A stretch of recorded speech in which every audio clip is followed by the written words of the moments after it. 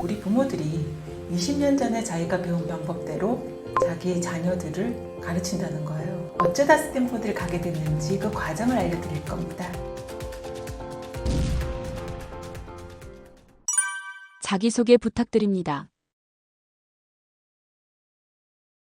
네, 안녕하세요. IT 컨설턴트 30년차 강지연입니다. 현재 브런치 스토리에서 연재글을 쓰는 작가이기도 하고 네이버 블로그에서 도서 인플루언서로 활동하고 있습니다. 사실 오랜 세월 동안 제가 일하고 아이 키우면서 많은 시행착오도 하고 삶에 대한 성찰을 좀 터득했는데요. 거기에 대해서 앞으로는 말과 글로 사람들과 나누고 싶다라는 생각을 했고요. 그 첫 번째 여정으로 엄마로서의 삶을 정리해서 자기주도로 스탠퍼드 가는 아이라고 하는 책을 얼마 전에 편찬을 했습니다. 그래서 그걸 기회로 여러분께 인사드리게 되었습니다. 책을 쓴 특별한 이유가 있으신가요? 책을 쓰게 된 계기라고 하면 사실은 좀 과거로 거슬러 올라가게 되는데, 제가 대학생 때 뉴스를 본 적이 있어요. 그때 뉴스에서 10대 기업 순위가 나와 있으면서 이 10대 기업이 10년 안에 존속하는 게 5개도 안 될 것이다 라는 뉴스를 봤습니다. 그렇게 크고 건장한 기업들이 없어진다는 게 상상이 안 가서 저럴 수가 있나 라고 그냥 흘려 지나갔는데요. 10년 후에 보니까 정말 그 중에 5개 정도 남아있고 나머지는 약해졌거나 아예 와야 되었습니다. 그리고 지금 그때 봤던 그 10대 기업은 지금 있지도 않고 새로운 기업들이 다 그 자리를 차지하고 있었어요. 그리고 10년 전만 해도 지금같이 뭐 코로나19가 왔다거나 또는 AI가 우리 생활에 이렇게 들어오는 건 상상도 못했거든요. 그리고 제 직업이 IT 컨설턴트다 보니까 그걸 누구보다도 먼저 제 직업적에서 업무에서 이거를 느낄 수 있었습니다. 그래서 얼마 전에 제가 최재천 교수님이 하신 말씀 중에 되게 와닿는 내용이 있었는데, 우리 부모들이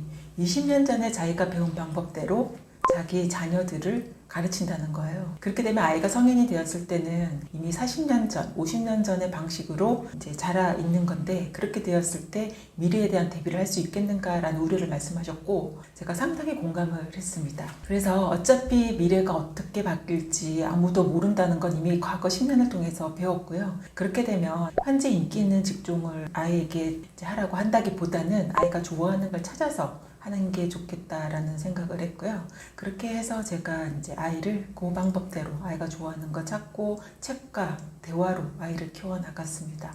그 기준이 됐던 거는 제가 일을 하다 보니까 어딘가에 조언을 들을 데가 없어서 항상 육아책 교육책을 봤고요. 거기서 전문가들이 하시는 말씀을 우직하게 20년 동안 실천을 해왔습니다. 교육의 민족에 지금까지 나온 분들은 아마 선생님들이실 텐데, 저는 그 중에 아마 최고의 학생이지 않을까, 그분들이 하셨던 말씀을 20년간 실천한 학생으로서 그 경험을 공유해 보려고 이 책을 냈고요. 사실 이 책이 처음 제목은 육아에서 육아까지입니다.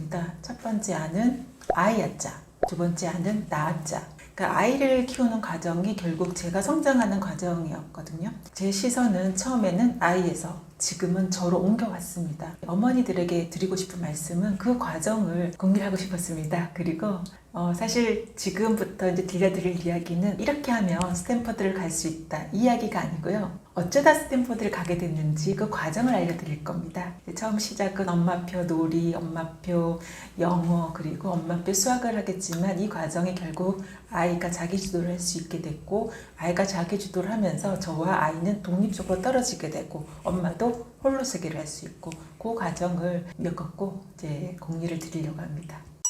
아이가 스탠포드 대학에 입학할 수 있었던 결정적 이유는 무엇인가요? 지겹게 들으셨을 것 같은데 저도 책이거든요. 근데 조금 제가 드릴 수 있는 책 이야기는 달라요. 책이 좋다고 하면 보통 아이들에게 이거 책 필독서니까 읽어, 또는 손잡고 도서관 가서 우리 같이 책을 읽어볼까? 뭐 이렇게, 또는 나는 책을 읽기 싫지만 이 아이가 책을 읽었으면 좋겠다, 논술학원, 뭐 이렇게 여러 가지 이제 갈래를 나가게 되는데요. 왜 아이에게 책을 읽어줬냐면, 사실은 제가 책으로 컸거든요. 그래서 어린 시절에 저희 친정아버지가 책을 너무 좋아하셨어요. 그래서 항상 이제 책을 쌓아놓고 있으셨고, 그런 속에서 크다 보니까 저도 글자 읽지도 못한 시절부터 책을 넘기고 만화책도 읽어보고 이렇게 자랐습니다. 그래서 그렇게 해서 제가 책을 쭉 읽으면서 지금도 일이 아무리 많아도 1년에 200권, 300권의 책을 읽고 있고요.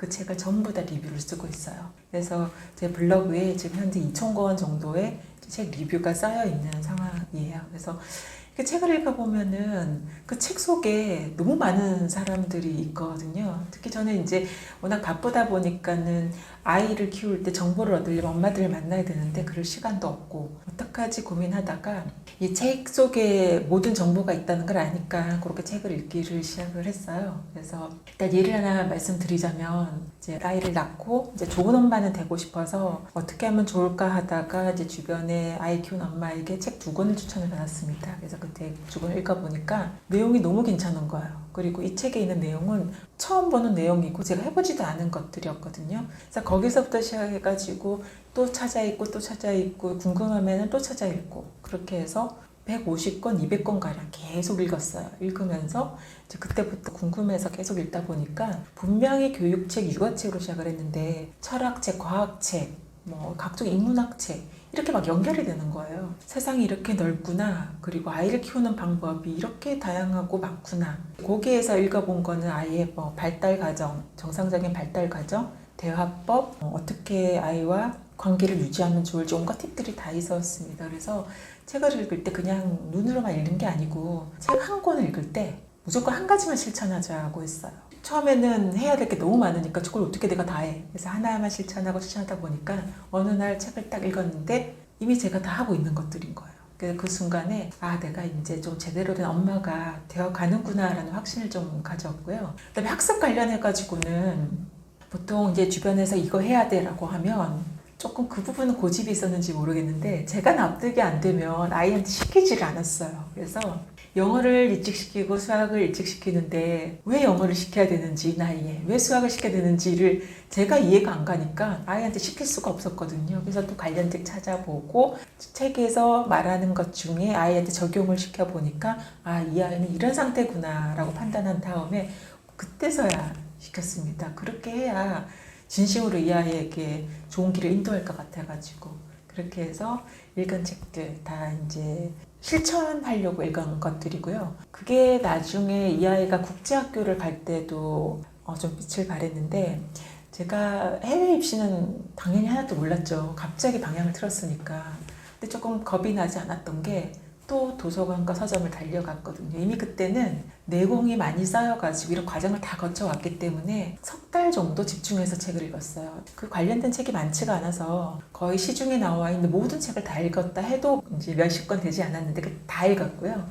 읽으면서 일일이 다 적었습니다. 요약하고 적고 하면서 이 내용을 숙지를 하고 앞으로 6년 동안에 이 아이가 언제 무엇을 할 때 도움이 될 수 있는 그런 정보들을 책으로 일단 습득을 해놓고 그러고서 이제 아이를 이렇게 관찰을 또 했었어요.